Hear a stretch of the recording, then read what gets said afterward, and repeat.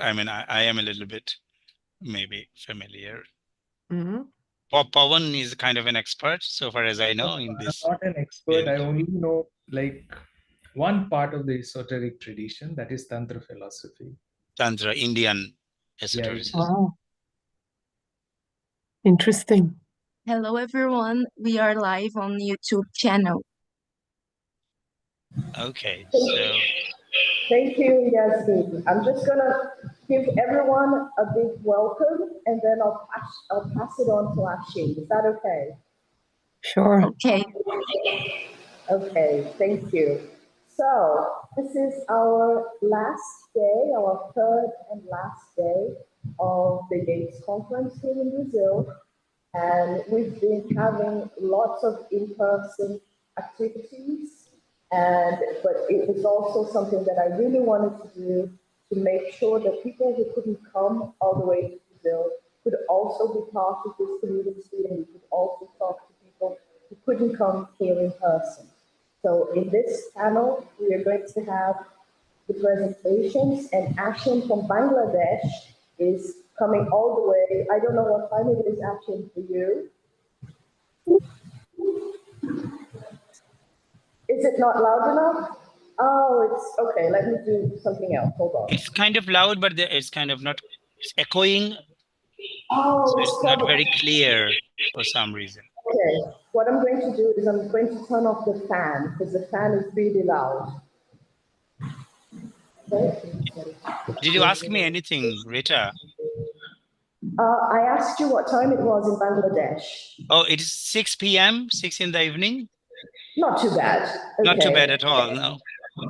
And I know that for Yuki, it's 9 p.m. So thank you, Yuki, for joining us all the way from Japan. So this is it. I'm going to hand on to Ashim. He's going to be your host. This is something that we've done, having the hosts come from also being online, because we also want to make you present in this conversation. So if my internet here goes down, the internet here isn't completely reliable, but it's being recorded remotely at UFSC. So this will be available on the PPGE website. And of course, if something happens over here, Ashin will take over and make sure that everything runs smoothly. So thank you so much, Ashin. Welcome everyone, people watching us now on YouTube, people watching us later. It's good to have you here again, Hedvig. It was so wonderful when you came to Ouro Preto. It's good to have you even remotely, and welcome Matthew and Yuki as well. So thank you. Thank you very much, Rita. It's wonderful to be able to be part of this wonderful conference that you have put together. So I would now like to welcome everyone to this panel E2, which is entitled Ghostly Yeats. And we have 4 speakers, as you can see, for this panel. So we will hear all the paper presentations first, one after another, and we'll then have sometimes, hopefully, for questions and comments and observations. So I hope each presenters will be able to finish their presentations within 20 minutes. And before each presentation, I will, as the convention goes, introduce briefly each of the speakers. So we would now, we would like to begin with, let's see, the order. Okay, so Hedwig Scholl. So I would like to introduce Hedwig Scholl briefly. Hedwig Scholl is Emerita Professor with formal duties at the University of Leuven. She publishes on Irish literature, psychoanalysis, and art. She edited The Danger and the Glory in 2019, an anthology of 60 contributions from Irish fiction writers about the art of writing. She is now preparing a 3rd collection in which Irish authors write about faith, spirituality, and art, new perspectives for the 21st century. She was a co-founder of the European Federation for Irish Studies, EFACIS, and director of the Leuven Center for Irish Studies from its foundation in 2010 till 2021. Now she co-organizes the international PhD seminars in Irish studies in Leuven and runs the FSC's book club, to which you all are invited. She is also preparing a book on parent-child relations in contemporary Irish fiction. And Hedwig's paper today is entitled, I Have a Marvelous Thing to Say, a Certain Marvelous Thing, Yeats's All Souls Night. So over to you, Hedwig. Thank you very much, Ashim, for your very nice introduction. And it looks like things are going to run smoothly, even though I am a hero at disturbing technical things. So I'll try to get it right and start by sharing this. Yeah. And then if possible here, slideshow. Yeah. Can you all see this? Wait. Not yet. Maybe it's taking a little bit of time.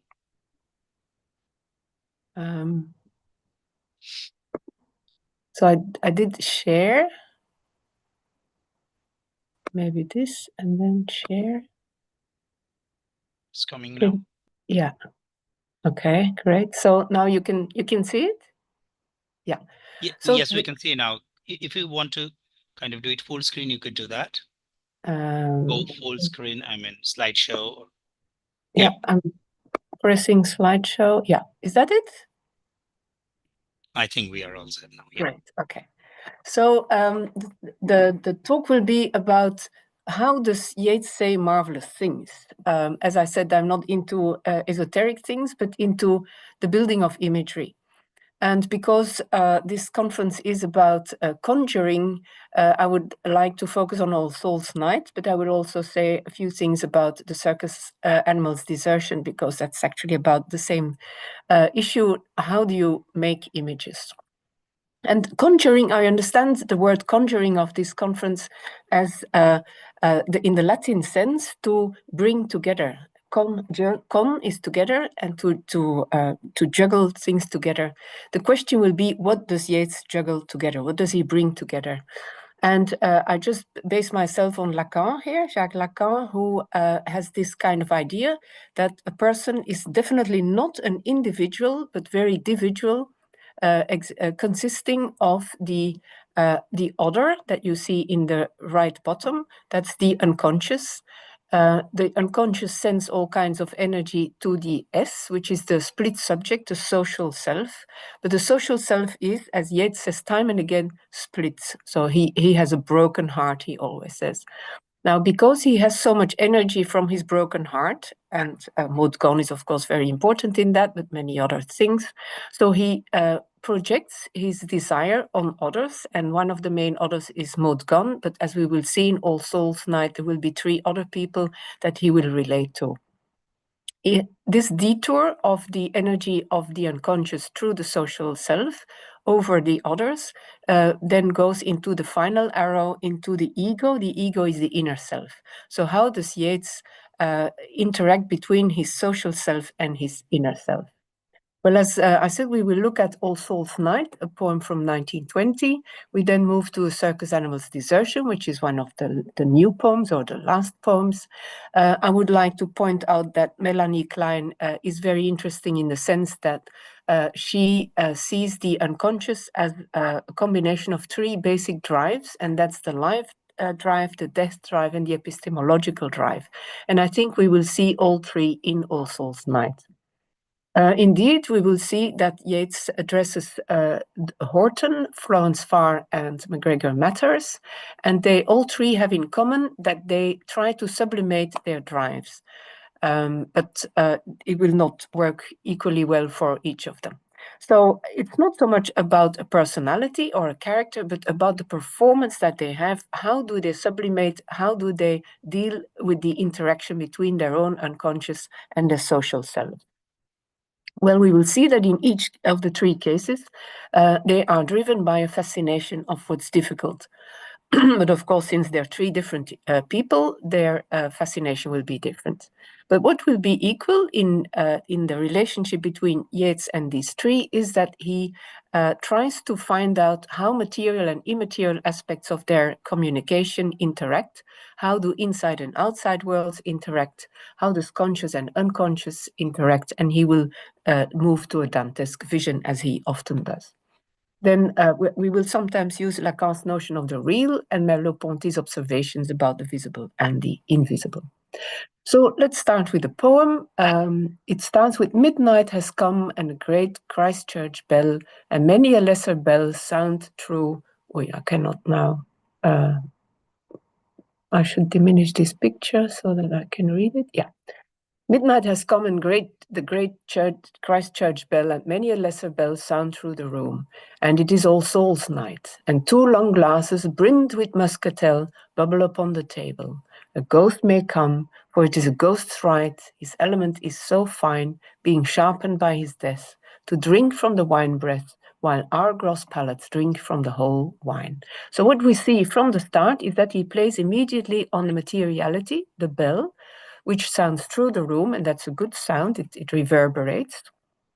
But he also looks at the rim of the wine, the glasses brimmed with muscatel which bubble on the table. So again, he looks at the rim of things because that's where the material and the immaterial meet, and that's where he might meet those dead people.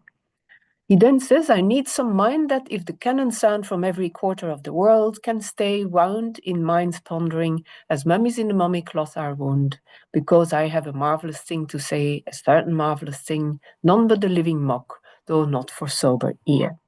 So here again, he says, I want to meditate, because this is a poem about the epistemological drive. I want to meditate, and I want to stay wound in the mind's pondering. So he wants to really look at those 4 elements within himself that I showed in the first slide. We then see that he says this certain marvelous thing is only aimed at certain people who are also in a meditative mood and not those the living, who mock the existence of the unconscious, because it is not for sober ear. These sober ears we have seen in Ego Dominus Tuus, because it's the blasphemous men that he does not want to talk to. So the first person that he meets that he calls up is Horton. He loved strange thought and knew that sweet extremity of pride that's called platonic love, and that to such a pitch of passion wrought nothing could bring him when his lady died, anodyne for his love. Words were but wasted breath. One dear hope had he, the inclemency of that and the next winter would be death. So here is a man who really actually loved a certain person, Laura, so this is a historical thing, but he knew the sweet extremity of pride that's called platonic love. And this is something that Yeats was familiar with since Villiers de l'Isle Adam's play Axel, where the 2 lovers rather die than consume their love. So here we have a kind of life drive, which is a passion, so it's good, but it's also a death drive, because once she died, he would like to die as well. Except in the second stanza about him, we see that he has elements of Dante, because he stylizes his beloved. 2 thoughts were so mixed up, I could not tell whether of her or God he thought the most. But think that his mind's eye, when upward turned, on one sole image fell, and that a slight companionable ghost, wild with divinity, had so lit up the whole immense miraculous house the Bible promised us, it seemed a goldfish swimming in a bowl. So here he says that one sole image is what drives this man on. So it's his beloved who turns into a divinity, a slight companionable ghost, wild with divinity, who brings him to the miraculous house the Bible promised us, which is heaven.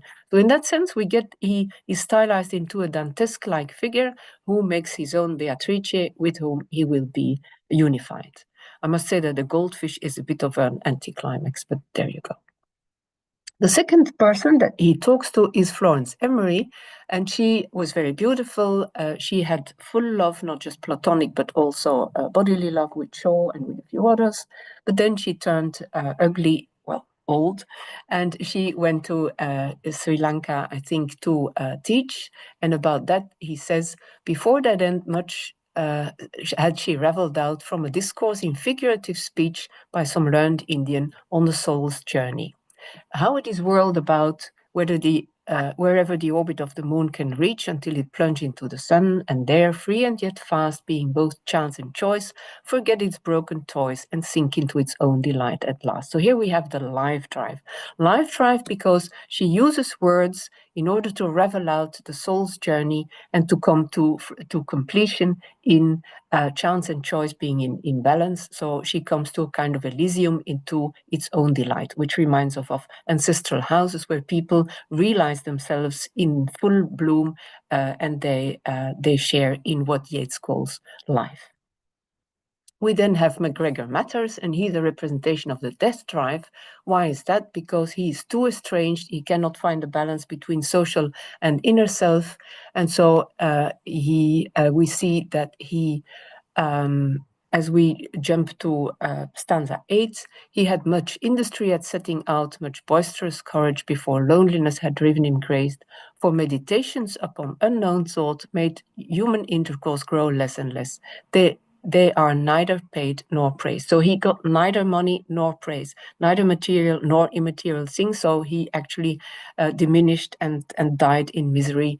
And he actually didn't love people anymore, so that he would not even take a glass with Yeats anymore. But then comes the end, which is more interesting even, because now we move from the particular to the general, because he says that names are nothing. What matter who it be, so that his elements have grown so fine, the fume of muscatel can give the sharpened palate ecstasy. No living man can drink from the whole wine. So again, we have this thing, the immaterial is more important, and he moves on this night towards a sharpening for immaterial things. Stanza 10 is the most important one. Such thought have I that hold it tight, till meditation master all its parts. Nothing can stay my glance until that glance run in the world's despite, to where the damned have howled away their hearts and where the blessed dance. Such thought that in it bound I need no other thing, wound in minds wandering as mummies in the mummy cloth are wound. So here we have one sentence to actually sum up the whole poem. The whole poem, which is an epistemological poem, we see that by the fact that the word thought is repeated 3 times, such thought, and meditation is also a central word. And what is meditation?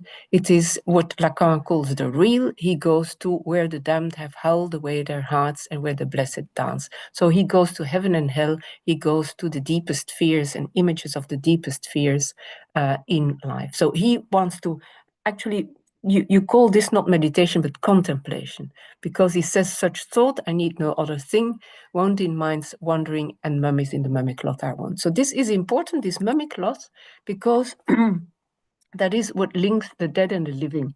And indeed, Merleau-Ponty says man is but a knot of relations, as we saw in the beginning, those 4 components, and relations alone matter to man. And that is what MacGregor Matters didn't have, and that's why he's the saddest of the 3. Yeats explores the idea of the body, and he says that indeed the body becomes a very uncertain possession. That's what Paul Schiller says, a theorist about the body image.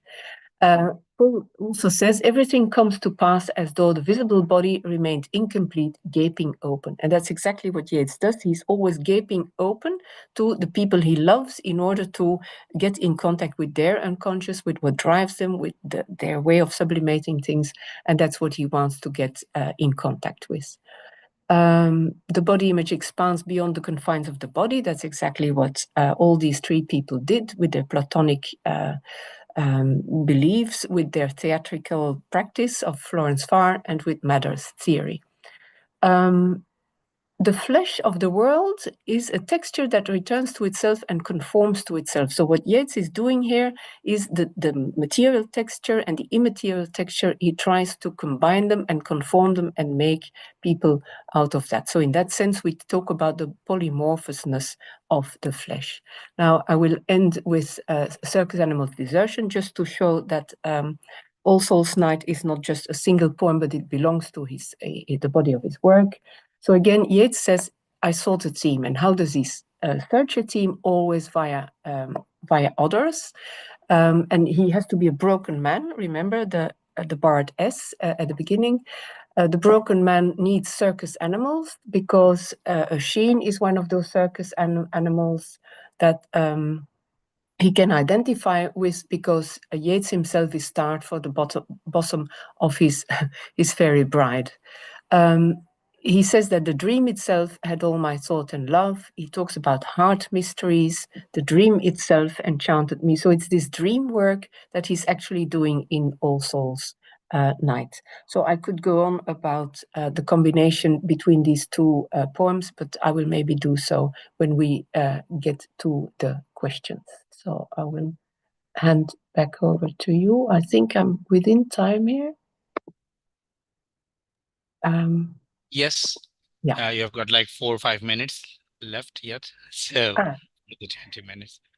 So the whole point is actually that I think that Merleau-Ponty is interesting to combine his ideas with what Yeats is actually doing, because Merleau-Ponty talks about the fact that the material and the immaterial bodies are the visible and the visual are always combined, and this difference between the visual and the visible is rather important. Yeats talks about that when Hic in Ego Dominus Tuus.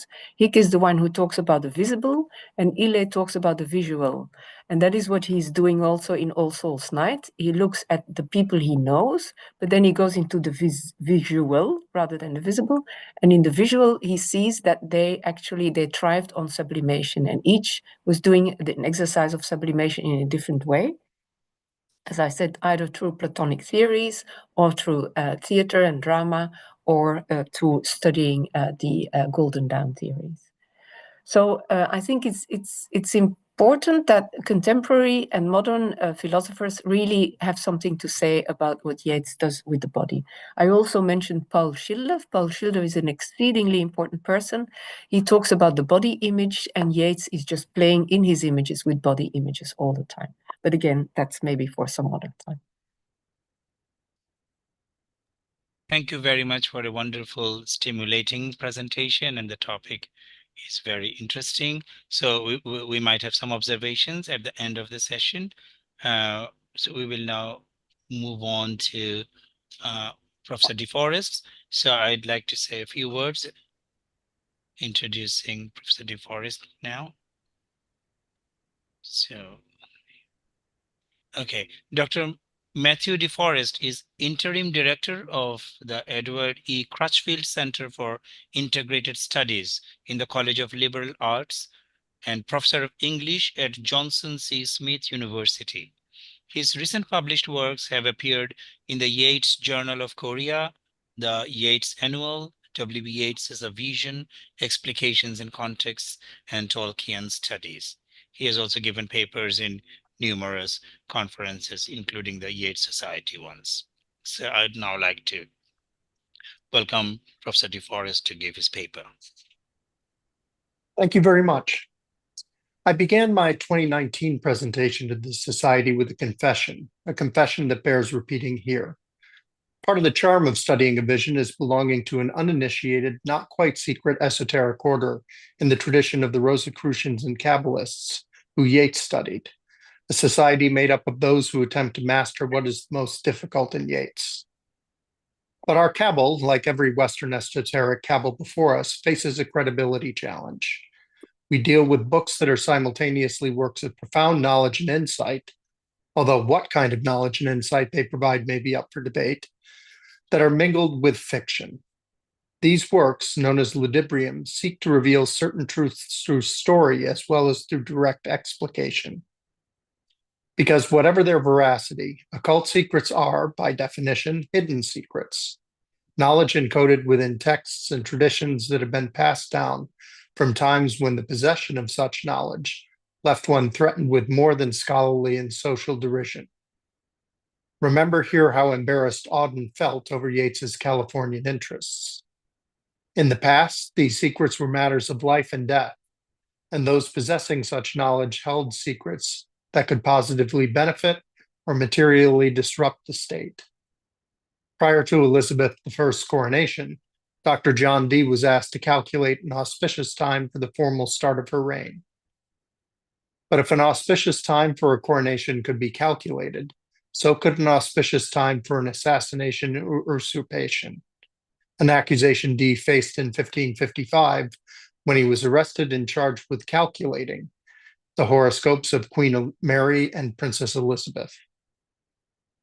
In addition, based on the work of Thomas Ernst and Jim Reeds, it appears that occult texts included ciphers, serving as code books for Elizabethan-era spies, the kind of secrets that fit well within Churchill's 1943 formulation of wartime truth, which is so precious that she should always be attended by a bodyguard of lies. Both editions of a vision sit uncomfortably in most categories ascribed to it by scholars, at least by those who have sought to treat them seriously enough to debate their genre. Most quite wisely identify it simply as an occult text before moving on to the specific questions they wish to consider. Others have attempted to be more specific, wrestling, for example, with the equally problematic category of apocalypse. I would submit that Yeats's vision does have a genre where it can fit comfortably, if imperfectly. It is a ludibrium. Johannes Valentinus André's definition of that genre, when explaining why he had a motivation for writing The Chemical Wedding of Christian Rosycross. And yet, even if we accept his classification, it is more of a beginning than an end. Ludibriae, according to André, are elaborate intellectual games, which some claim should be dismissed as traps for the unwary, while others see them in the spirit of Churchill's bodyguards, ways of hiding dangerous truths in plain sight. As such, they are critically different from the more familiar pseudepigraphia, works written by one author but attributed to another to borrow credibility or canonical weight, as is the case with several of the New Testament epistles.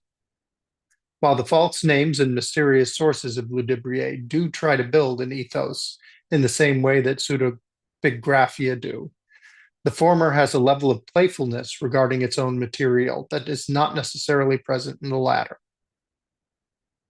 We should not view these games cynically, however tempting it may be for academics to strike such a pose.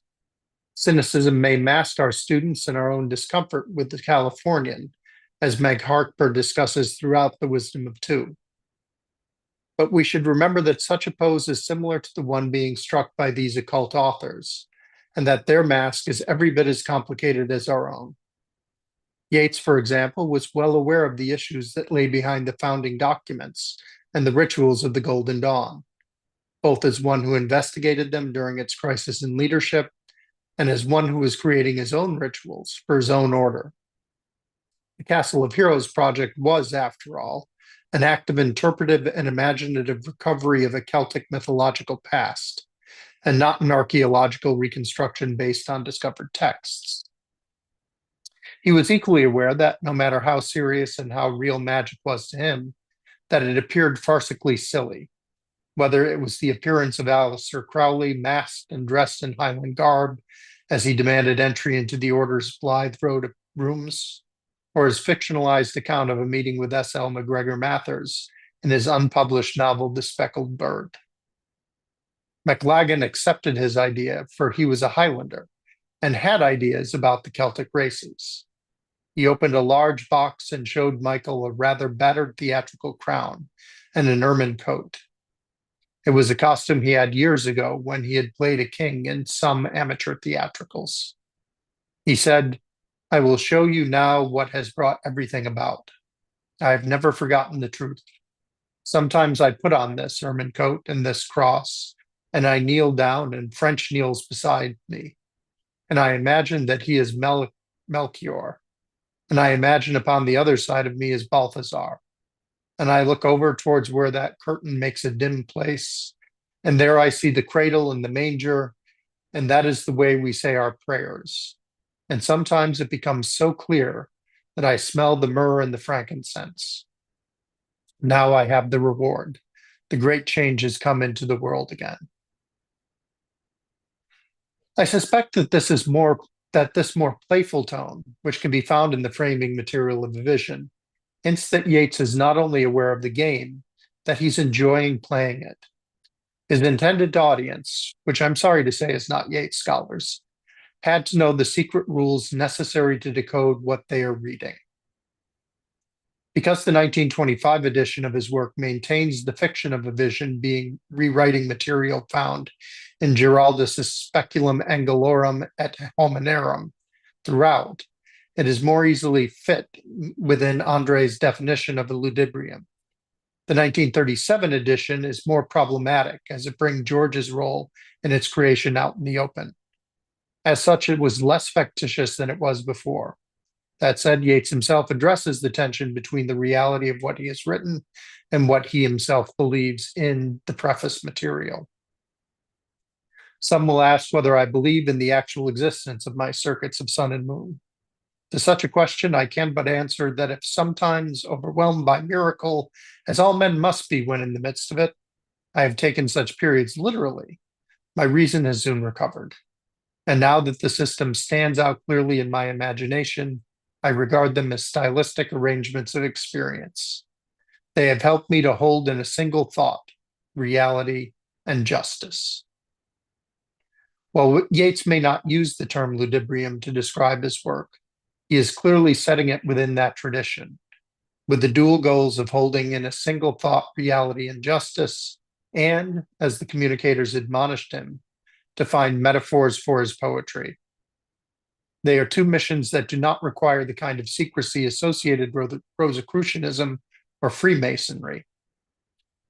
And while it might be easy to point out that he appeared to live in a time when his greatest threat was social embarrassment, rather than the kind of threat that Dr. John Dee and others faced in their lifetimes, I would caution us to remember that within a decade of the release of the second edition of A Vision, Freemasons, whose rituals and signs were close enough to the Golden Dawn that Maud Gunn was able to surprise a Mason, were considered enough of an enemy of Nazi Germany that they were included in the list of those who wore red triangles in their concentration camps. Indeed, Yeats ended Rosa Alchemica, the story that introduced the world to Michael Robartes, with the magician's apparent death at the hand of a peasant mob. It is, however, unlikely that Yeats feared that he would share such a fate, both because of the world's acceptance of spiritualism in his youth and his own personal bravery. He had, after all, faced down mobs before. And it is equally true that we don't have to question Yeats's credibility, at least in terms of whether he believed or not. Over the course of his career, Yeats continuously tested his occult beliefs. And if, like Alice, he believed 6 impossible things before breakfast, Yeats had no intention of accepting them uncritically. Indeed, his critical stance led to his being uninvited to the esoteric section of Madame Blavatsky's Theosophical Society. But whether Yeats was fearful or not, he understood his audience.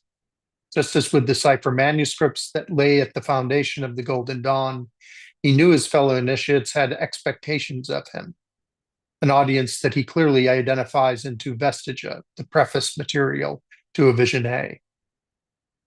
It is a constant thought of mine that what we write is often a commentation on or expulsation with the friends of our youth, and that even if we survive all, our friends, we continue to prolong or to amend conversations that took place before our 5 and 20th year.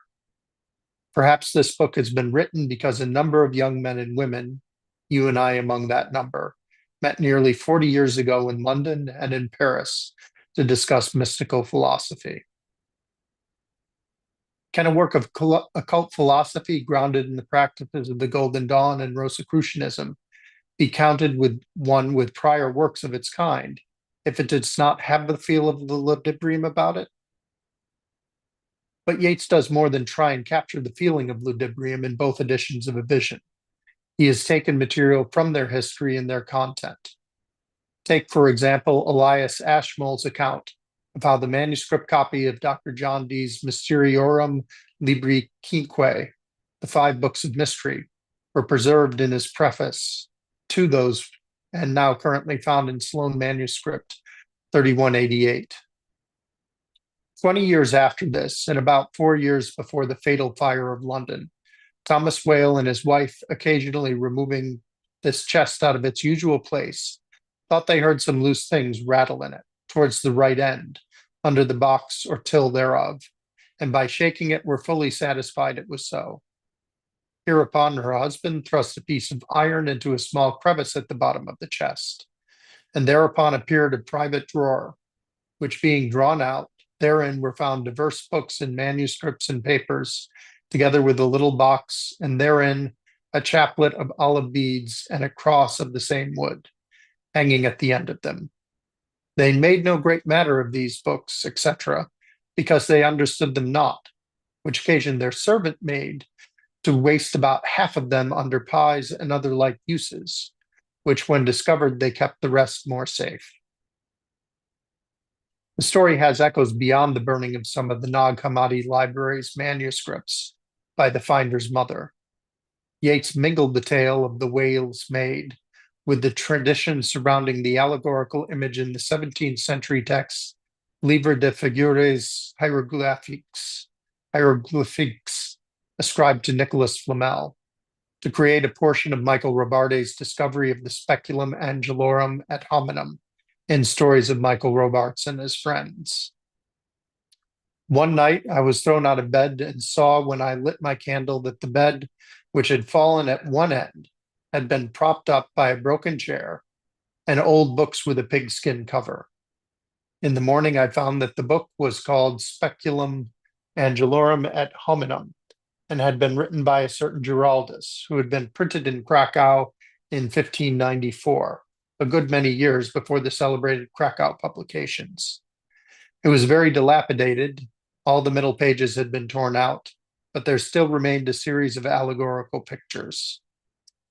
My mistress had found it in a small wall cupboard where it had been left by the last tenant, an unfrocked priest who had joined a troop of gypsies and disappeared, and she had torn out the middle pages to light our fire. The date and place of publication here appear to be a second nod to John Dee. Dee's 48 Claves Angelicae not only appears to be a potential partial source for the title of Giraldus' text, it shares a city of origin, Krakow. Unlike the celebrated Krakow publications mentioned by Robartes, however, the publication date of the Speculum is a decade after the manuscript edition created by Dee in 1584.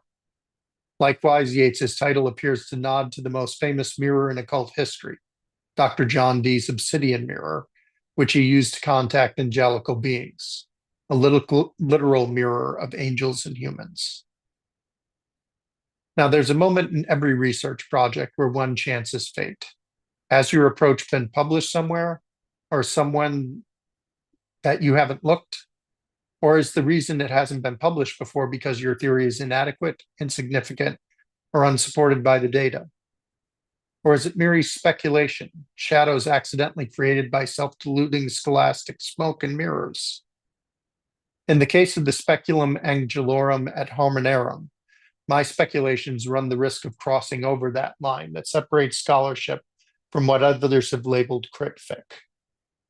When asked to give a working definition of this, Corey Olsen defined it as criticism of a work of art that avoids careful analysis of the work of art in question by indulging in a speculative history of the artist's motivations or the composition process. He takes the idea from Lewis. I offered this here at the end of the presentation because of my analysis at minimum leans over that line. It does so quite intentionally, however, to explore the implied expectations of an esoterically trained audience that Yeats created. And for them, he created a fictional library of texts for characters like Robartes and Ahern to wrestle with. And through consideration of texts like Dee's 48 Claves and the Chemical Wedding of Christian Rosencross, these texts evoke a kind of authority through fictions they embody, a fiction that strangely gives them a greater claim on authenticity than they would if not written within the Librium tradition. But these traditions invite interpretation and resist explicit statements, unless we were to find an extra-textual confession of the kind offered by Johannes Valentinus Andre. I have no such certainty to offer here, and while I am confident enough to offer it here, I confess that the explication I have conjured for you contains more conjecture than evidence. But that's the way ludibrium is played. Thank you.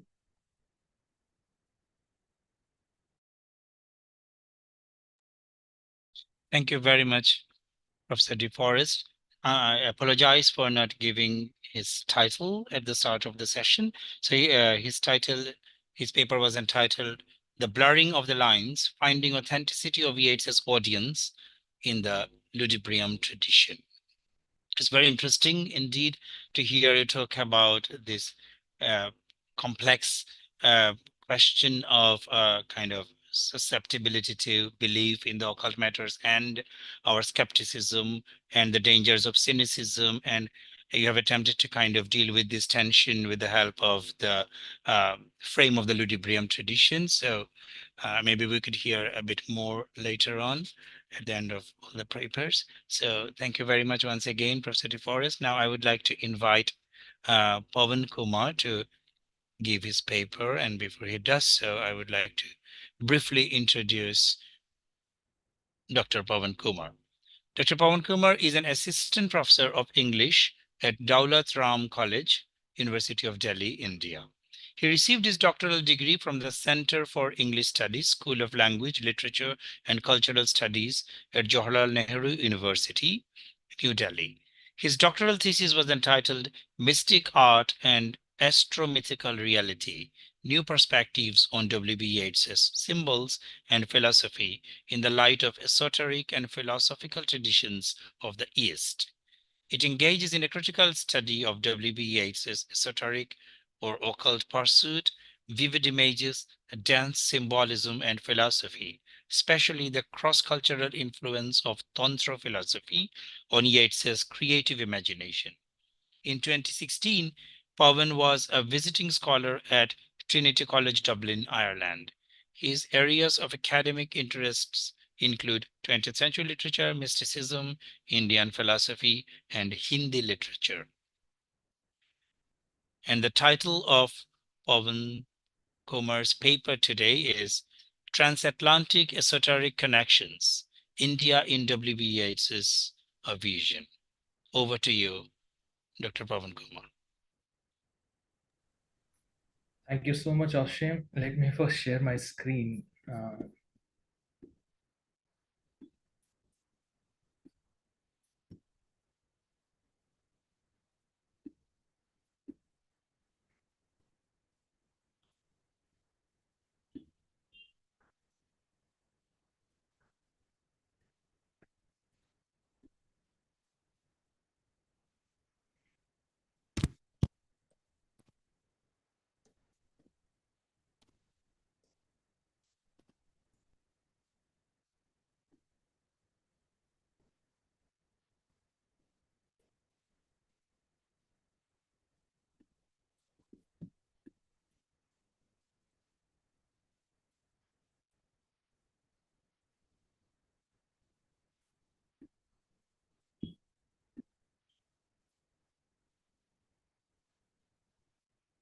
Is it visible, Ashim?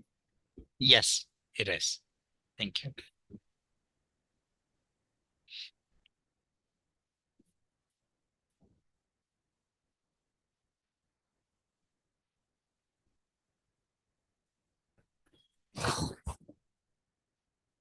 So good evening to all present here for this session on ghostly Yeats.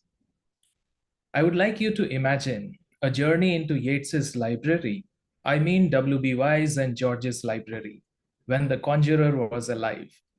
You would find a study table covered with pieces of paper, notes depicting geometrical patterns, artifacts, tattva cards, tarot decks, journals, magazines, and of course, books with marginalia scribbled in Yeats's handwriting, each inviting you to get initiated into an esoteric tradition that the conjurer created for his select readers. When I first encountered Yeats's vision papers at the National Library of Ireland in 2016, it felt like a puzzle that led me to question the presence of India in Yeats's esoteric imagination. Today, I want to share what I have seen, discovered, and learned since then. Before diving into this exploration, I would like you to consider three questions. First, do you believe Yeats's A Vision represents a workable system? Second, does a vision contain information we can access through special means? Third, did Yeats intentionally sanitize his magnum opus of all Asian and Indian sources or transnational esoteric connections to place it in the Western trajectory of esoteric knowledge? Type yes or no in the chat, and your answer will help me in understanding the contemporary views about Yeats's A Vision. Yeats's A Vision has always puzzled scholars and critics because of its geometrical rhetoric and incomplete interpretations. From the vantage point of Yeats's creative journey, A Vision is the culmination of his abstract imagination and creative speculation. A philosophical work like A Vision always demands active involvement and research from its readers to decipher the coded meaning that spreads over the collective consciousness of the writer and the reader. Northrop Frye, in his study of A Vision, remarks, and I quote, "Every major poet has his own structure of imagery, and we soon become familiar with the way in which certain images are repeated in different contexts through his work. If we push this familiarity into a systematic study, we find ourselves creating out of the poet's total work a single and symmetrical world of images, a cosmology." In continuation of Frye's argument, I would suggest that Yeats created a cosmology to explain his esoteric pursuit and poetic philosophy. In simple terms, how does a writer perceive and conceive an idea? Symbolically, a vision is Yeats's alchemical furnace, in which he amalgamated symbols, mythologies, philosophies, and ideas of different cultures and civilizations to discover ancient memories, or what he calls anima mundi.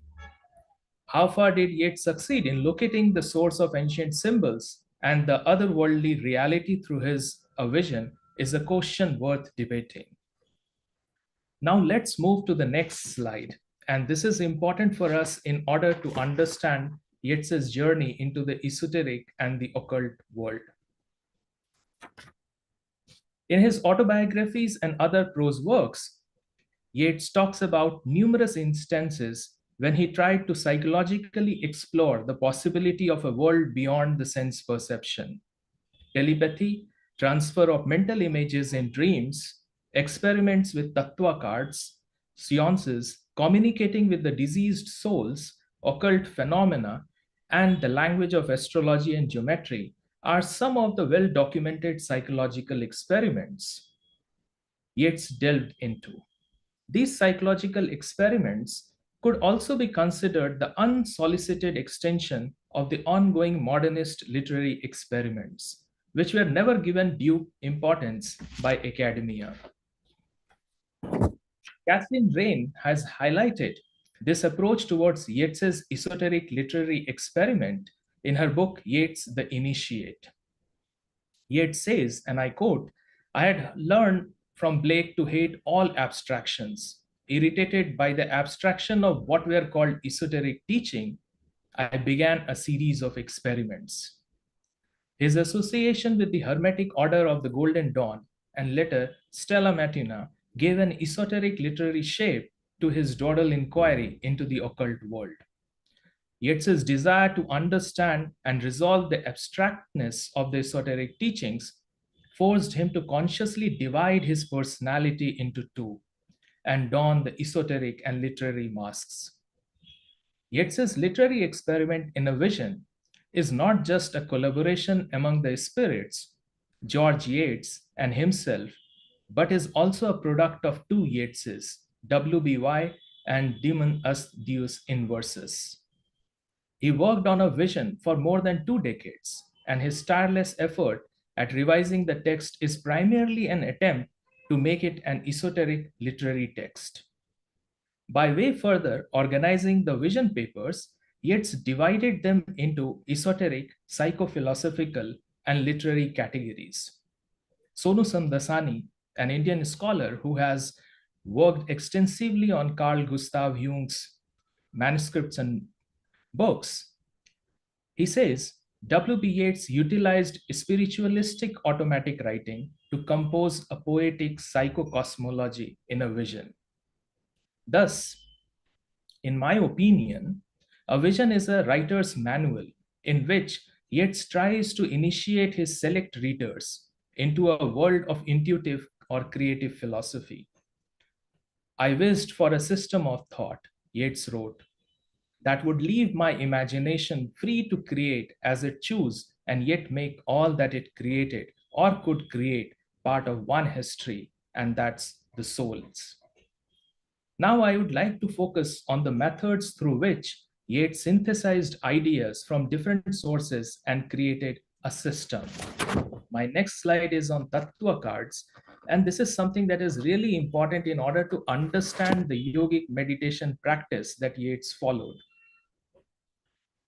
So as you can see that this is from the Golden Dawn lectures, and since I don't have much time, so Yeats's philosophy of color or Yeats's geometry, there are lots of things that he borrowed from this yogic meditation technique. And I have written one chapter on Tattva cards in my PhD thesis. So I have also worked on, like, practiced on Tattva cards for some time. So I have that first-hand knowledge about Tattva cards.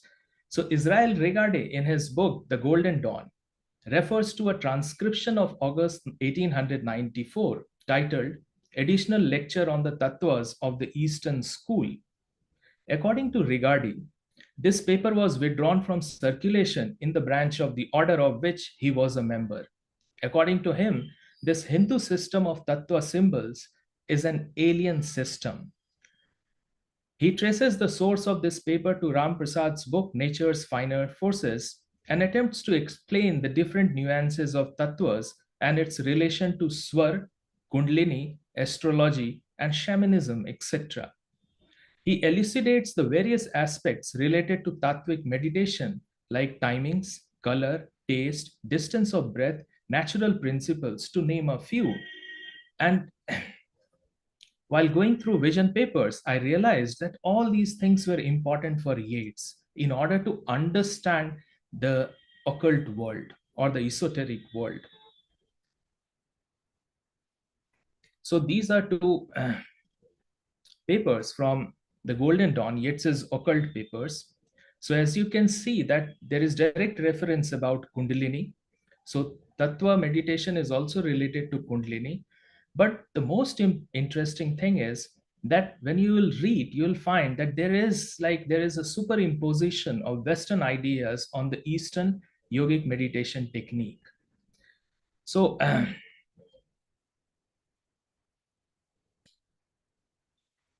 now these are some of the examples.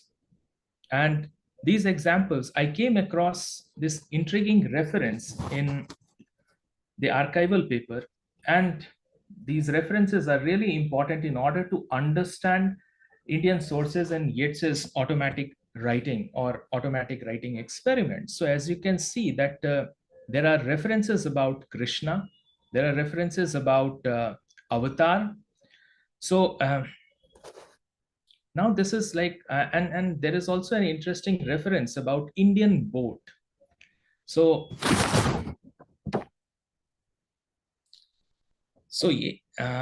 this is from September 29, 1920, automatic writing session. And he says, he asked us upon any night which he was not to come to cover the little Indian boat upon the mantelpiece with a black cloth. On Monday night, he added to this that when he gave us meditations and we found it impossible to discuss the results about 9 o'clock, we were to cover the boat for an instant with an orange cloth.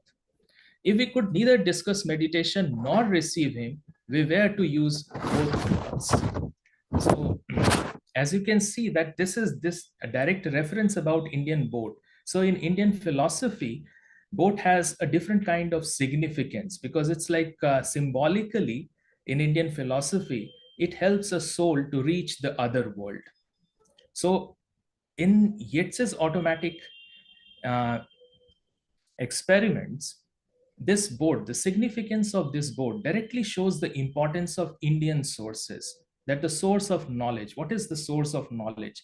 And later on, I will discuss about some of the things related to phases of the moon and Indian sources related to phases of the moon. So now the most important question arises, that why is it that he never included these sources in his final manuscript or in the book, A Vision? So the process of selection of material for publication of A Vision by George and Yeats was based on the motive of making it suitable for the European mind. They handpicked only those Eastern ideas that were being discussed in the intellectual and spiritual circle of that time. For instance, the theory of karma, reincarnation, Vedantic states of the soul, Jagrit, Swapna, Susupta, Turiya. You'll find all these references in Yeats's A Vision in 1937 edition. Indian Great Year and some ideas of Indian philosophy find place in the printed version of A Vision. According to George Mills Harper, they, George and Yeats, recorded and preserved more than 3,600 pages in 450 sittings. And a considerable part of their research was lost, misplaced, or destroyed. This is from George Mills Harper's book, Making of a Vision, Volume 2. So technically, we do not have much information about the Eastern ideas that were lost, misplaced, or destroyed. But a close analysis of documented information can shed some light on the significance of Eastern ideas in Yeats's system. Although Krishna does not find a place in the final version of A Vision, but in the Vision papers, he has been described as the annihilator. During the automatic session from 1st June to 18 June 1918, when Yeats asks the beginning and the end of 2000 years cycle, Thomas, the instructor, replies, Christ begins a cycle, Krishna ends a cycle. The new ends a cycle, a long cycle.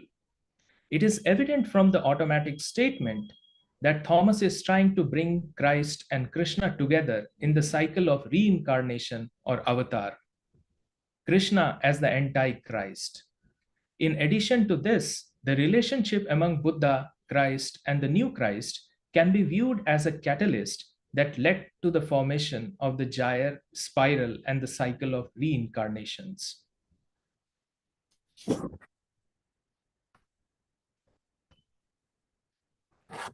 So these are some of the books. There are so many other books also in Yeats's library collection. So these are some of the books which Yeats read, and he heavily borrowed from these books, and especially from the from yogic system of Patanjali. So there are lots of information in these books which Yeats underlined. Sometimes there are also notes written by Yeats. So this is an interesting anecdote from James Cousins and Margaret Cousins' book, We Two Together. So now James Cousin was someone who was related to Aurobindo. He was someone who was interested in Tantra, and he also wrote articles on Yeats, Aurobindo, and Tagore. So I don't have time to read the entire thing, but when you'll read this portion, you'll find that he is talking about the way Yeats conceived some of his ideas for poems. So basically, this is like basically he's talking about an incident in which he was reciting something. He was constantly reciting. There was a different kind of utterance. But as I said, that James Cousin was also interested in Tantra. So he was well aware about this utterance. Basically, it's related to Swar Yoga. And in this anecdote, what is interesting is the yogic practice called Swar Yoga being practiced by Yeats for formulating a poem. Then this is also from Yeats's library collection, Hymns to the Goddess. And there is this interesting line, O thou who in fears man-lion form. So in Yeats's second coming also, there is this line. a shape with lion body and head of a man. So Harivansh Rai Bachchan in his PhD thesis, in his Cambridge PhD thesis, 1959, he also talks about this image from Yeats's The Second Coming. And he says that there is a possibility that Yeats borrowed this idea from Indian tradition. But obviously, during Bachchan's time, there was paucity of material, and it was not possible for him to access all the material. But somehow I discovered this book, and in this book, you will find this image, man lion form. So the description of Ambika, or the feminine force that has vanquished the evil forces and is the creator or keeper of all the three worlds in Arthur Avellan's Hymns to the Goddess, I propose might have the source of inspiration behind the a shape with lion body and head of a man in Yeats's poem The Second Coming. The feminine man lion of the polytheistic Hinduism becomes the masculine antichrist of Yeats's take on the monotheistic Abrahamic Western world. So again, this is one of, you can say, an interesting example about the way Yeats superimposed Western ideas on Eastern philosophy or Eastern ideas. This is a poem by Yeats, and there are lots of such examples, but I'm really curious, and I'm really interested. Like, I was intrigued by this poem because when you'll read, it's about Kundalini yoga of golden king and silver lady, billowing up and billowing round till toes mastered a sweet measure, mouth mastered a sweet sound, prancing round and prancing up until they pranced upon the top. So, as I said, that in the Golden Dawn, there were lots of things that were borrowed from the Eastern tradition, and Israel Regardie and others, they have talked about it. So, Elizabeth Cullingford, in her book Gender and History in Yeats's Love Poetry, has pointed out Victorian scholars viewed Tantra as a revolting mixture of sex and black magic, posing as religion, a combination guaranteed to appeal to Yeats. Cullingford went further to remark hypothetically that Yeats was of the opinion that Tantric philosophy might have created European romance. Yeats's remark that did this worship, this meditation, establish among us romantic love, was it prevalent in Northern Europe during the 12th century? Yeats highlights this in his 1935 essay, The Mandukya Upanishad, and I quote, "The tantric philosophy where a man and a woman, when in sexual union, transfigure each other's images into the masculine and feminine characters of God. But the man must not finish, vitality must not pass beyond his body, beyond his being. There are married people who, though they do not forbid the passage of the seed, practice, not necessarily at the moment of union, a meditation, wherein the man seeks the divine self as present in his wife, the wife, the divine self as present in the man. There may be trance and presence of one with another through a great distance separate. And this idea about the masculine and the feminine, Yeats was so intrigued that in Yeats's archival papers, there is one paper related to Ardhanarishwar. And Yeats wanted to create a tarot deck on the basis of that Ardhanarishwar, the idea of Ardhanarishwar. And the idea of Ardhanarishwar was also popular in the early 20th century because there is one book by Mulk Raj Anand, Conversation in Bloomsbury. And Mulk Raj Anand was also a part, for a brief period of time, he was also a part of the Bloomsbury group.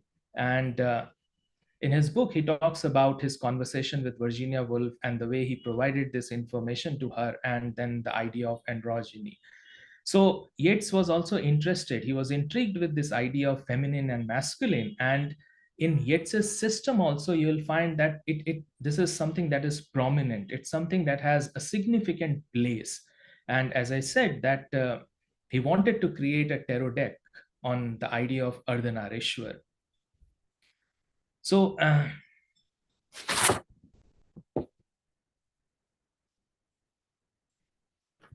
so this is also a book from Yeats's library collection. So there is this, the title of the book is The Science of Foreknowledge. It's by Seferiel, where the author highlights the different aspects of Indian astronomy and astrology.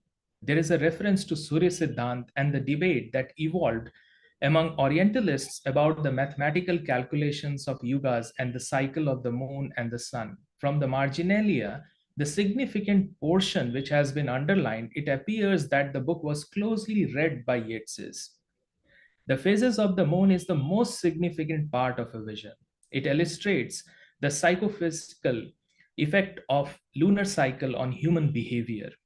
Critics who have worked on a vision have given special attention to the phases of the moon to decipher out the trajectory of Yeats's imagination and the intended outcome of the whole system, decoding which Yeats spent almost 2 decades. George Mills Harper, in The Making of Yeats's A Vision, a study of automatic script, critically engages with the automatic script which led to the formation of this lunar symbolism and its geometrical pattern. But interestingly, there is no description about astronomical history which Yeats wanted to bring forth through his most enigmatic literary venture. Interestingly, in Yeats's Phases of the Moon, there are 28 lunar mentions. This was a subject of grave concern for the Orientalists in the 19th century and the early 20th century, who trying to find out the origin of the lunar astrology and its 28 mentions.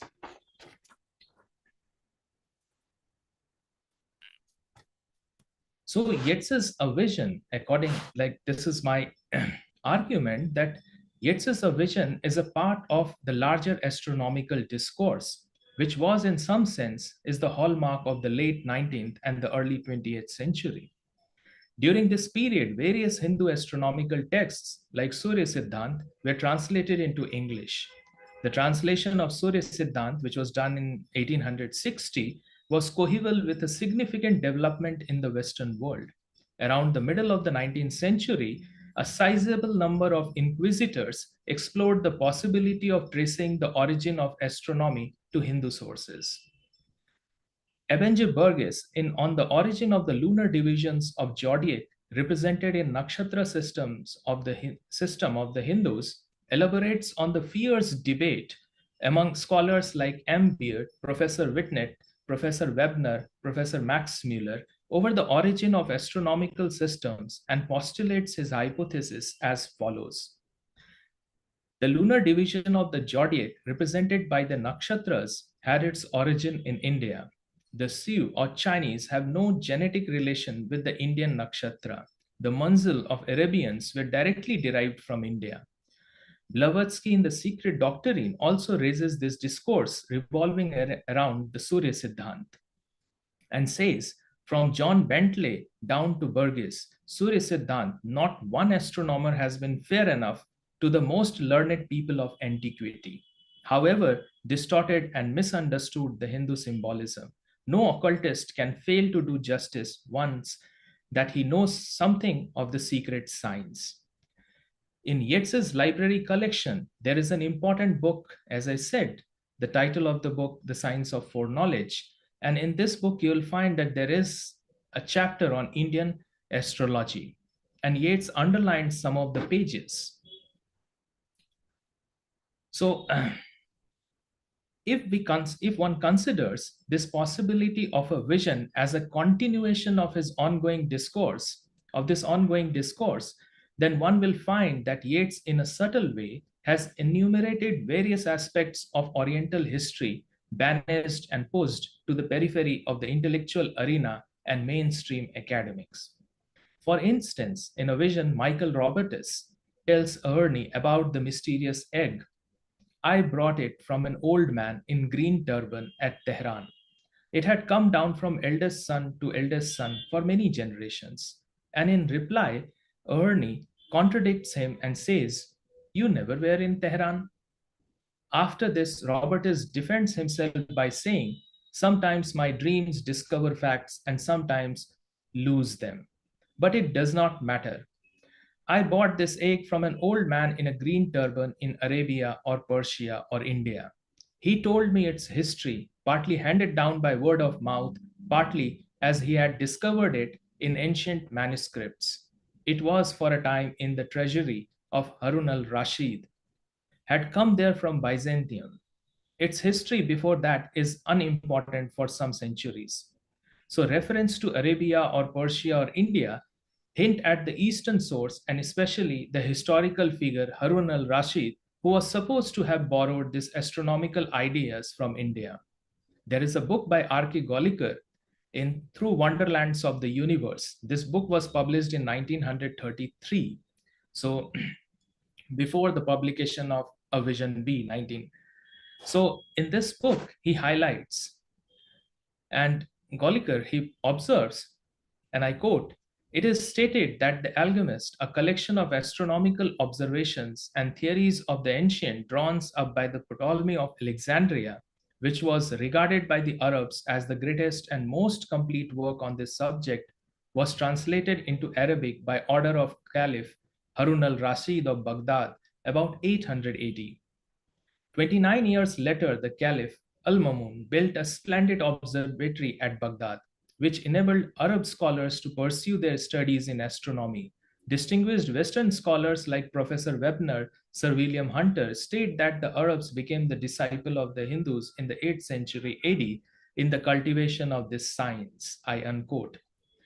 There is no doubt that Yeats never involved himself explicitly in the political revolution of Ireland, but he was the unsolicited leader in charting out the politics of ideas in the reconstruction of ancient history. In the above dialogue between Michael Robertes and Ernie, Yeats has highlighted the historical discourse related to the origin of astronomy. The egg symbolically represents the ancient source of knowledge, and especially from the vantage point of Hindu astronomy, represents the Hiranyagarbha. Robertes, in hiding his source, symbolically portrays the politics of manipulating the historical ideas for colonizing the locus and center of the ancient wisdom and knowledge.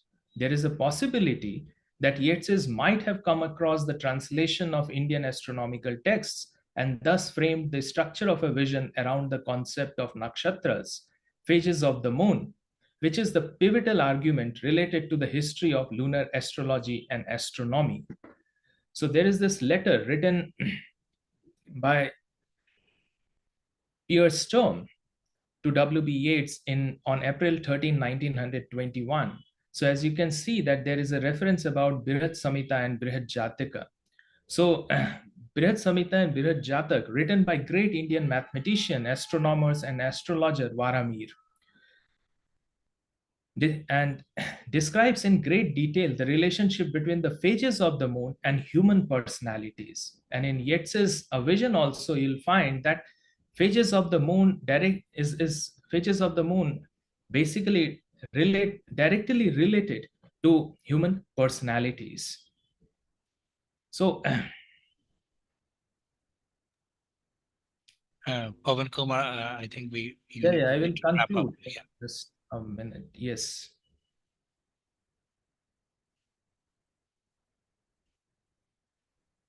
So there is another letter written by Cyril Fagan, who was astrological advisor of Yeats. So in this also you'll find that there is reference about Hindu astrology, Jyotisha.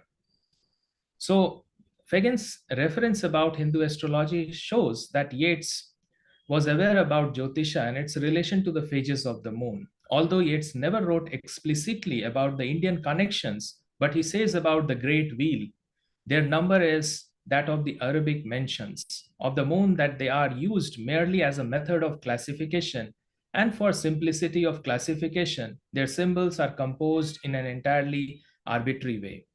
If one takes into consideration the above ongoing argument, then one will observe that the Near East eclipses the Far East in Yeats's system. A vision is also a classical example of waxing and waning of interpretation. The esoteric aspects of the text are generally associated with the Eastern sources, and the Western sources lead to literary interpretations or analysis. Thank you so much.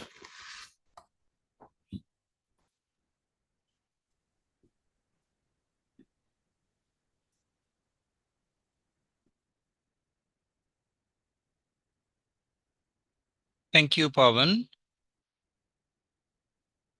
It was a great paper, very interesting, and it illuminated the Indian materials and how they kind of was very much present in the vision papers and all the researches that underwent that went into the vision, published versions of the vision, although they are not specifically referred to in those published versions. So we would now like to move on to the earlier phases of Yeats. We have so far dwelt on kind of the later Yeats, 1920s and later aspects of Yeats's life. Now we will move on to the earlier phase of Yeats's career with the paper of Dr. Yuki Takahashi.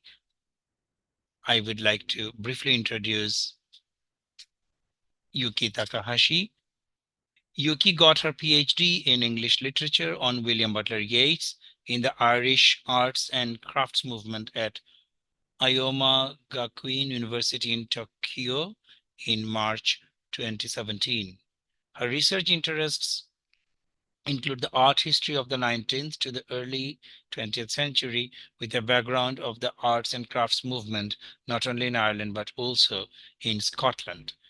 Her recent publications include papers focused on the history of Irish stained glass, Jack B. Yeats's toy theatre, the communication between W.B. Yeats and Scottish craft arts, and sometimes modern fantasy novels by Alan Garner. Yuki is now working as a professor of English literature at Otaru University of Commerce in Japan. The title of her paper today is Pattern and Rhythm Toward a Ritual Beauty, W.B. Yeats's view on graphic art in the 1890s Ireland, England, and Scotland. Over to you, Yuki. Okay, thank you. Can everybody hear me speaking? And now I'm going to share my PowerPoint slideshow. And if you have any problem, please let me know. Can you see? Yeah, it's loading. Yeah, it's visible now. Thank you. Okay. And we can hear you clearly. Okay, now I start speaking and try to finish it within 20 just minutes. Well, first of all, when our conference paper, call for paper was released earlier this year, I was impressed by this illustration, Yeats and Ghostly Friends, by our member, Mr. Allison, Miss Rita's student. It's an excellent work, and I'm sure Ghostly Yeats would love it. And in my paper, I would like to talk about such drawings and Yeats. Today, it is widely recognized that Yeats' career progressed in between the literary revival and the arts and crafts movement. In January 1906, a Scottish newspaper compared Yeats' theatre activity to the achievement of William Morris and said, "Now we require a movement for applied art in literature." This commentary well describes the objective of literary revivalists like Yeats. In a wide variety of craft arts, graphic arts, or pen and ink drawings and illustrations in the late 1890s were probably the first genre that attracted Yeats' interest. The idea of decorating book pages was closely related to the arts and crafts movement. In this period, Yeats occasionally contributed to artistic magazines in England, such as the Savoy and the Dome. A number of illustrations in these magazines characterized the peculiar mood of decadent or fun circle. Also inspired by Celtic mythology, Pre-Raphaelitism, the influence of mysticism and occultism, Yeats developed his idea on symbolism in art as well as in poetry. In discussing artworks of delicately decorative lines with black and white, Yeats appears to have focused on pattern and rhythm. What did he think these elements would conjure up?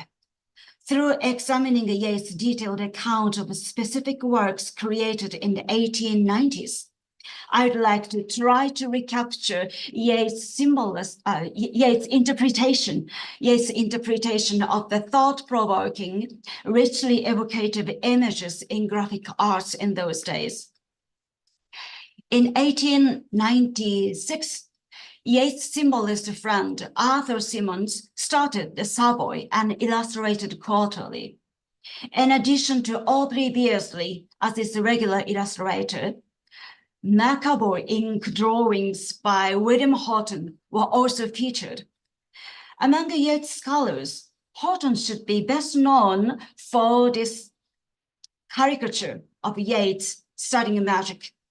His books Rosa Alchemica, Secret Rose, works on William Blake are scattered around. Both Yeats and Horton were the members of the Golden Dawn and also influenced by Blake. They exchanged their thoughts on occultism and art. Horton also appears as the one who loved strange thought in Yeats' poem, All Souls' Night, just as Mr. Hedwig talked about today. Now, compared to Beardsley's densely decorated, thin line drawings, Horton's works look rough and simple, but it is in communication with Horton that Yeats developed his ideas on symbolism in art. In 1898, Yeats wrote an introduction to a book of images, which was a collection of Horton's illustrations. In 1903, Yeats republished this introduction with a new title, Symbolism in Painting, by thoroughly deleting every mention to Horton. No doubt Yeats' decision to do so upset Horton, and their friendship went cold for a while. But here I'd like to focus on the fact that Yeats had once counted Horton equally among other renowned symbolist artists, and used Horton's individual drawings to illustrate Yeats' own claim that all art that is not mere storytelling or mere portraiture is symbolic. As an example of the symbols of Horton's faith, Yeats introduces these works, Rosa Mystica and Ascending into Heaven, and describes these female figures as divine womanhood. And likewise, the man at arms in these works as the divine manhood. And as for this another picture of the Magi, Yeats calls these three figures the wisdom of the world, and baby Christ as the union of the divine manhood and the divine womanhood. And he continues, the rays of the halo, the great beams of the manger, the rich ornament of the thribles and of the cloaks make up a pattern where the homeliness come of his pity mixes with an elaborateness come of his adoration. Even the fantastic landscapes, the entangled chimneys against the white sky, the dark valley with its little points of light, the cloudy and fragile towns and churches are part of the history of a soul. By referring to each of depicted items and objects, Yeats sums up Horton's work in one keyword, waking dreams, and says it is the reverie of a lonely and profound temperament. Throughout these passages on Horton's works, Yeats pays particular attention to the rich ornament and decoration of these women's clothes. Such focus on the pattern designing could be led to Yeats' further developed essay appeared in the same year's art journal, The Dome. In it, Yeats praised Alfred Giles as one of a few artists in black and white whose work is of the highest intensity. Being a member of the Theosophical Society and later of the Golden Dawn along with Yeats, Giles as you know, is also famous as the cover designer of Yeats' poetry books. In the review, Yeats affirms that pattern and rhythm are the road to open symbolism, and introduces Giles' 4 drawings in which he finds so visionary a beauty. Among them, the one titled "The Night upon the Grave of His Lady" should be the most convincing example showing the symbolic effect of patterns and rhythm. According to Yeats, Giles' images are so full of abundant and passionate life. It should be the best counting on Yeats' own describing this work. He says, "When one has studied for a time, one discovers that there is a heart in the bulb of every hyacinth to personify the awakening of the soul and of love out of the grave. It is now winter, and beyond the night, who lies in the abandonment of his sorrow. The trees spread their leafless boughs against the gray winter sky. But spring will come, and the boughs will be covered with leaves, and the hyacinths will cover the ground with their blossoms. The very richness of the pattern of the armor, and of the boughs, and of the woven roots, and of the dry bones, seems to announce that beauty gathers the sorrows of men into her breast and gives them eternal peace." Thus, Yeats' detailed storytelling of these symbolic motifs reveals his highly observant eyes. By the way, the phenomena of black and white pen and ink graphic art was of course not confined to England and Ireland only. In Scotland too, under the artistic influence of Celtic Renaissance movement, in 1895, the sociologist Patrick Geddes and the painter John Duncan started the publication of a seasonal magazine, Evergreen. The main illustrator, John Duncan's drawings definitely had a certain resemblance to Aubrey Beardsley's illustrations. So Evergreen was often dubbed as the Scottish Yellow Book or Scoto-Bearsleyan. But this Scoto-Bearslesque Duncan played a great role in instructing local Scottish artists, not only in the capital city of Edinburgh, but also rather smaller places like Dundee. Among them was George Dutch Davidson, who was Duncan's most talented and short-lived student. George Dutch Davidson was born in Yorkshire, 1879, and grew up in Dundee. He intended to become a marine engineer, but due to his poor health, he turned to art after meeting John Duncan. Probably because of his mentor's influence, Davidson's works are often compared to Beardsley's. But it is also true that Davidson himself clearly said, "We want no more Beardsleys." Davidson's distinct style in pattern designing developed by drawing inspirations from pre-Raphaelite paintings, Persian decoration, and Celtic ornament. Davidson also harmonized his pattern designing with his passion for flowers and interest in botany and gardening. So he is remembered for having said, "I see nature in pattern." In January 1901, due to his chronic illness, Davidson died at age 21. The next year, his friends and colleagues published a memorial book titled Davidson's Own Name.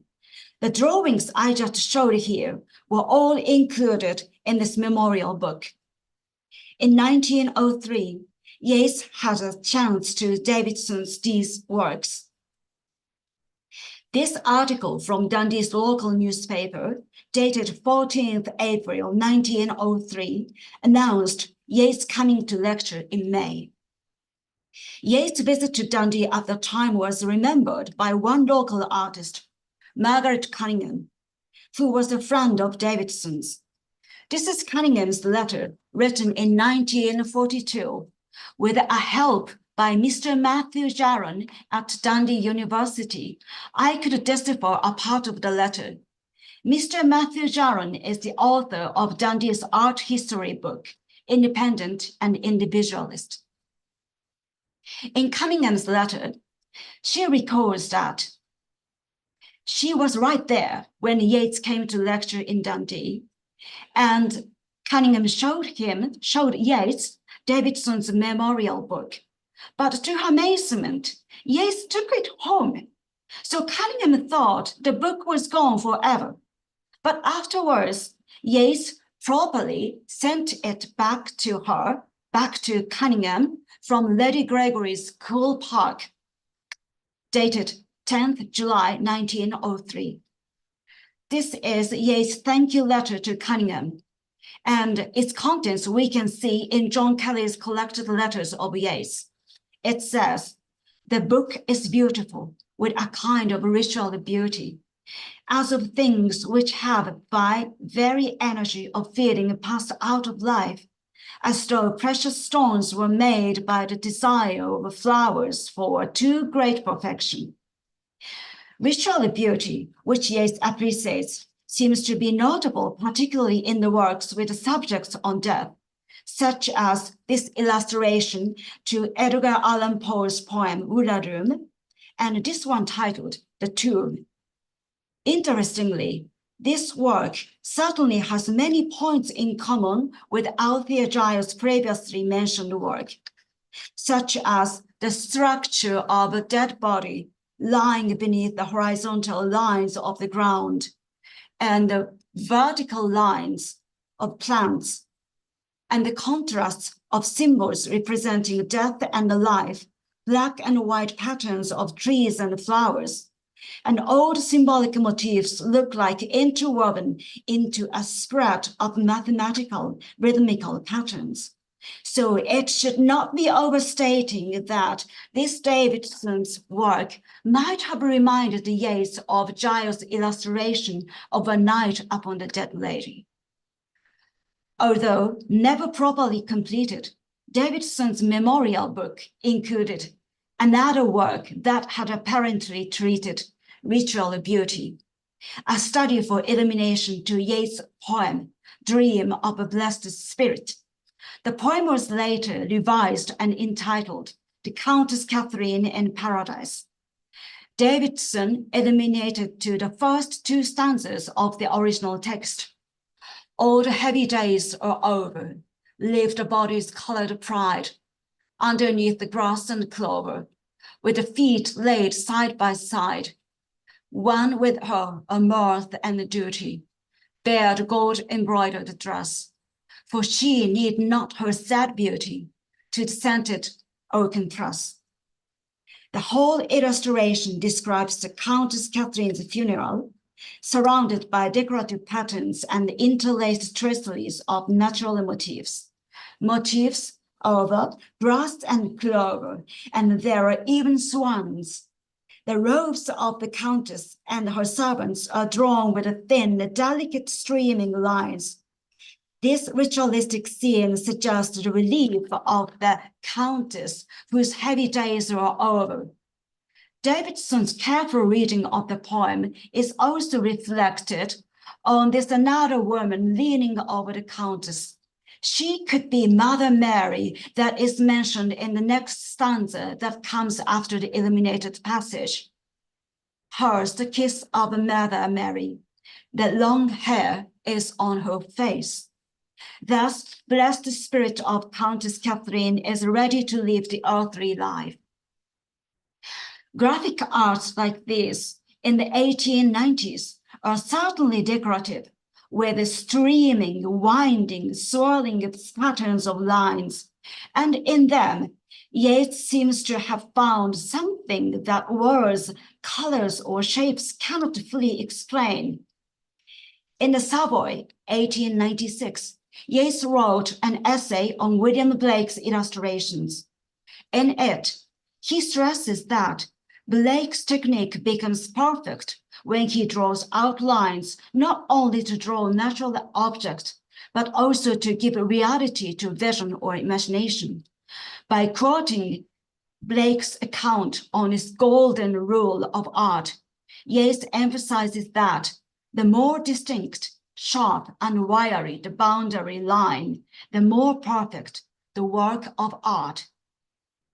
Here, lastly in my paper, I'd like to introduce one Japanese art scholar, Shuji Takashina. I am Takahashi, but he is Takashina, who recently passed away. This is the obituary article about him in October. Takashina pointed out that most artists under the influence of symbolism in the late 19th century Europe used plastic art and design or elegantly refined curves as symbols to express something mysterious about human soul or human existence, something inexplicable about our inner selves. Calling these linear patterns and drawings arabesque, Takashina explained its symbolism as follows. I tried to translate his text. To express life through arabesque is, in other words, that arabesque itself has a power to appeal and talk to the viewers. Line drawings are not simply the means to revive corporeal objects on the flat surface, but they are independently living organisms which have power to evoke some concrete images or feelings. Even one single streak of line can cause certain effect on the viewer by stretching or moving to any direction on its own accord. That is to say, a line itself has a power of expression. Considering Takashina's point like this, I cannot help but assume that Yeats found the same quality of powers in the works by Horton, Giles, and Davidson. Certainly, their decorative patterns and line drawings can be taken as a sort of symbols, anticipating something to come after what is generally called decadent or death. It could be rebirth and life. This is the end of my paper. Thank you very much for reading. Thank you very much for listening.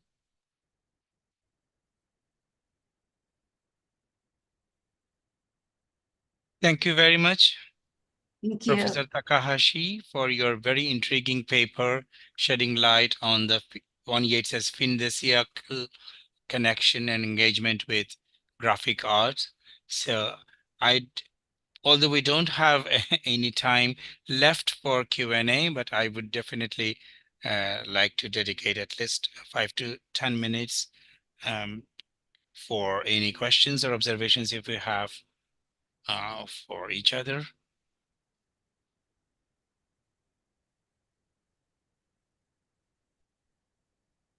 Yes, please unmute and then. Hi. First of all, thank you everybody for your really interesting papers, which I really very much enjoyed. And I'm sorry I'm not there to see you in person and to interact in person. But again, this was brilliant. Unfortunately, I have no question for the last speaker, for Yuki, because it was just so brilliant and so clear that I have no question. But I enjoyed every bit of it, and I was really intrigued by what Yeats said about Blake, that the more precise he wanted the contour to be, the better, because the line lives in itself. And I was delighted that you were quoting from Professor Takashi. Because he is indeed, he is very impressive in what he said about Yeats and Irish studies. So thank you very much.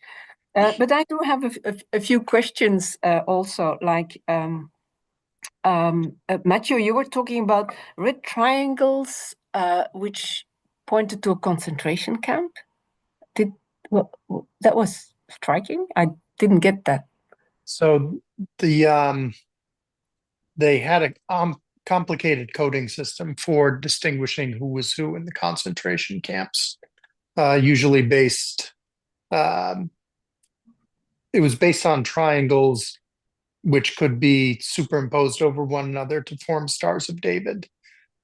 So the one that's most commonly known, the two most commonly known are the yellow Star of David, one yellow triangle over another.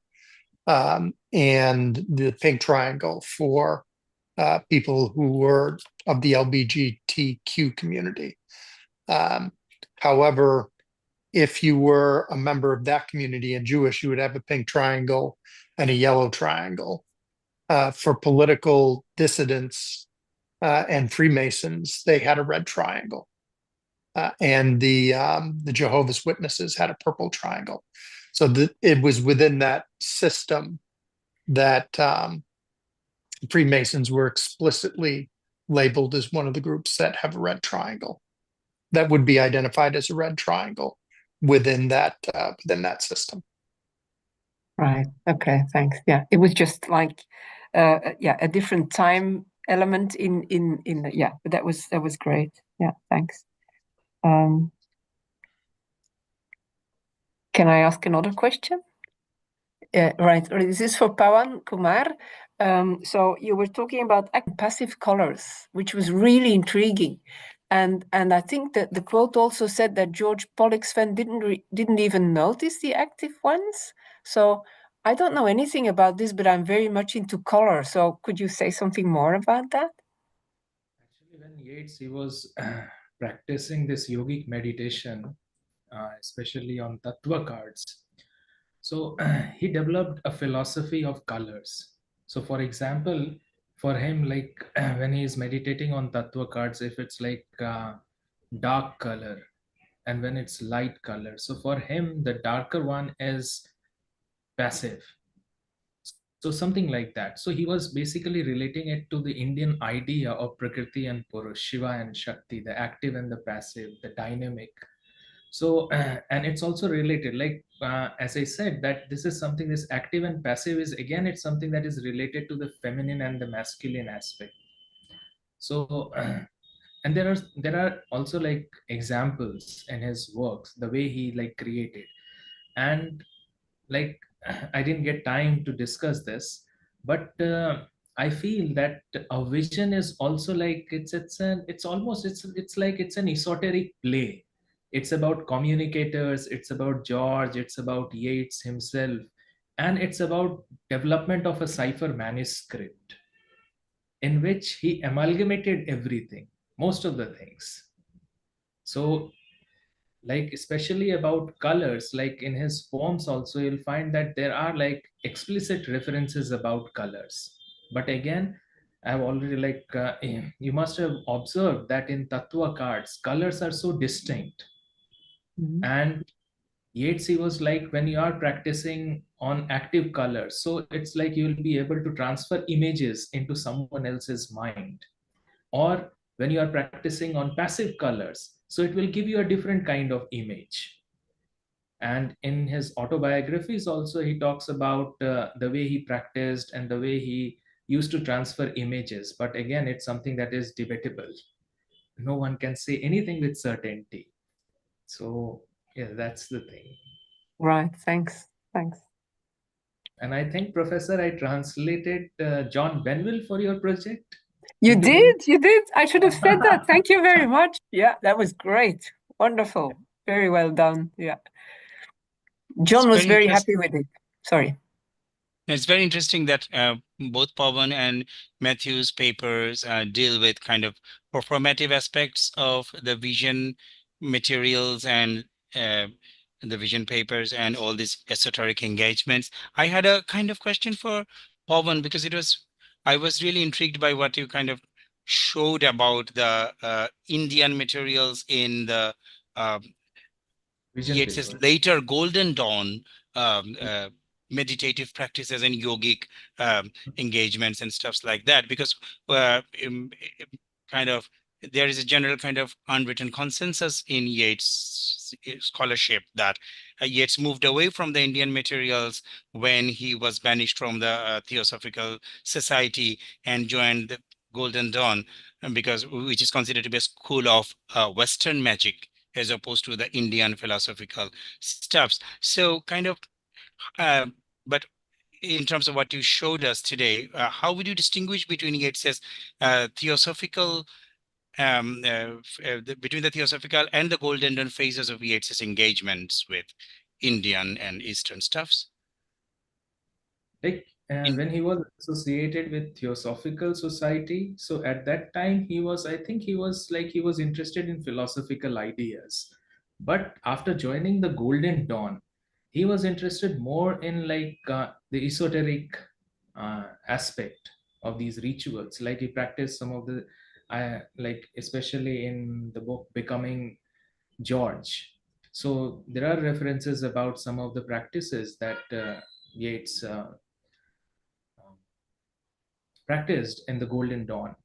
So, but Theosophy, like when he was in the Theosophical Society and when he was in the Golden Dawn, obviously it's like difficult for anyone to make a clear demarcation. So while he was in the Golden Dawn, he was interested in Indian philosophy and Indian knowledge systems, but at the same time, he was interested more into the esoteric aspect, as I said, or the esoteric teachings, for example, the Tantra philosophy and other things. And this is something that is really peculiar about Yeats, that he borrowed ideas, but sometimes he completely omitted, or he completely you can say he never acknowledged. Like for example, you have worked so much on Yeats's early Indian poems, Anasuya and Vijay. So for example, the title of the poem Anasuya and Vijay, a minor character from Kalidasa's Abhigyan Shakuntalam, not the major character or the protagonist. He's not talking about Shakuntala, he's talking about Anasuya. But at the same time, just look at the way he borrowed the name Vijay. So there is no reference. No one can tell with certainty what is the source of this character. From where did he get this idea about Vijay? So this is so peculiar. So he was always interested in Indian philosophy, but when he joined the Golden Dawn, he became more interested in the esoteric aspect of Indian philosophy. And during this period in the early 20th century, for example, people like Aleister Crowley. Aleister Crowley, he came to India, he learned tantric rituals, then he went and established his own school and sect, and he was more into the left hand tantra, the sexual practices and rituals. So but Yeats was he was interested, but at the same time, as I said, that he donned the two masks, the esoteric and the literary masks. So he was someone who was very clear about his public persona or the image. He was not like Aleister Crowley. So he was interested after joining the Golden Dawn. He was interested in the esoteric teachings, but he always maintained a distance. He was very clear that what to say and what not to say.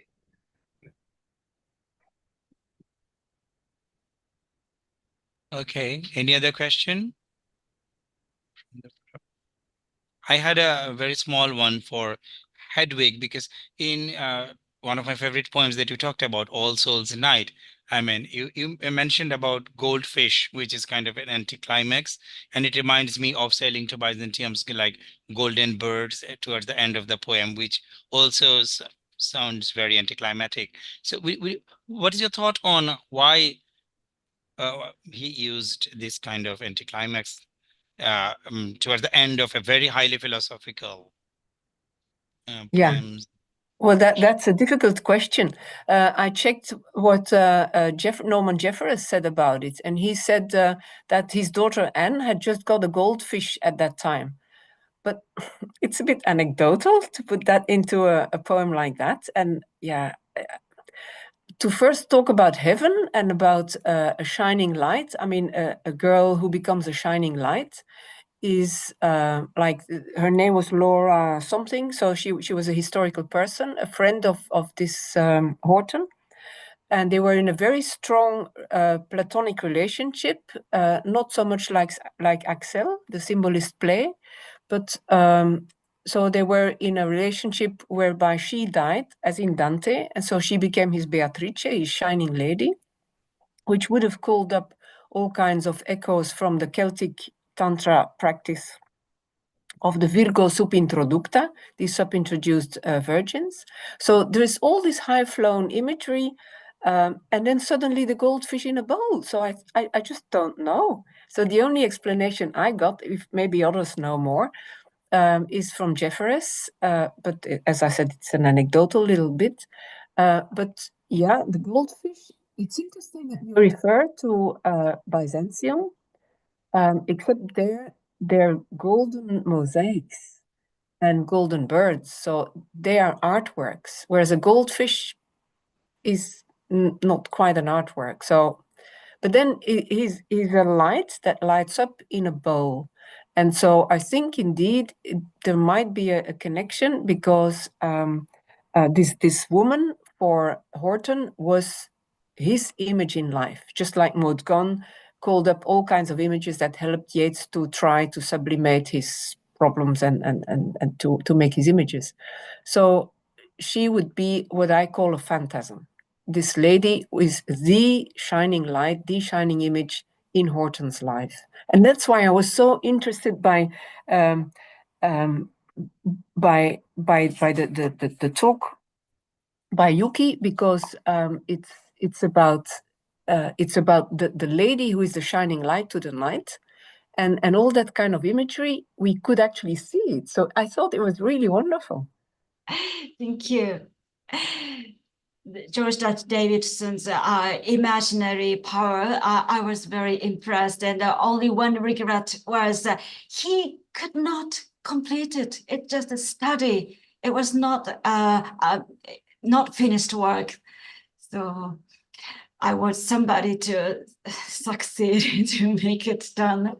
Was it difficult to get at those depictions, at those publications?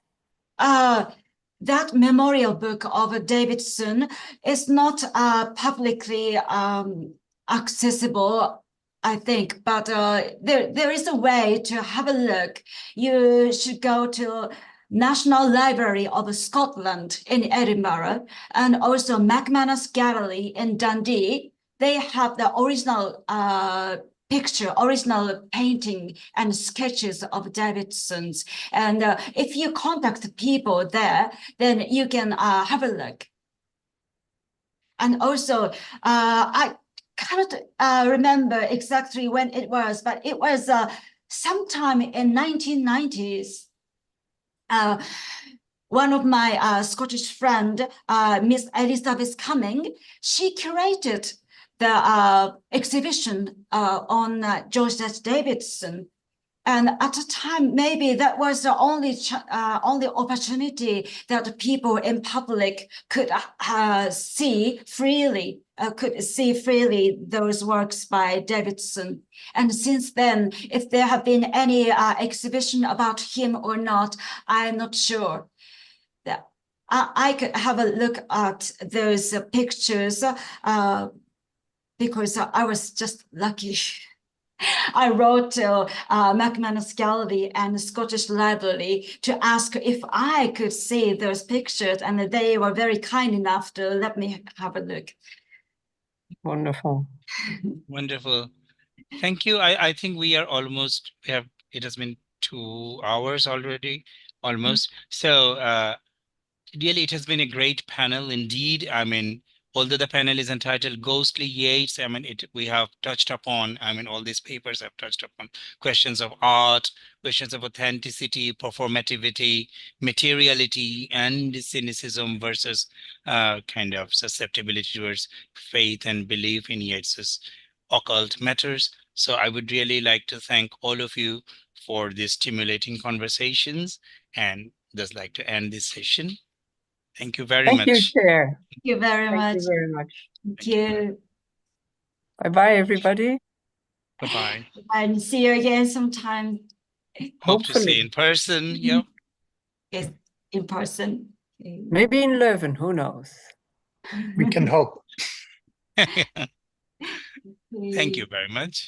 Thank you, and good night. And good night Thanks. for you.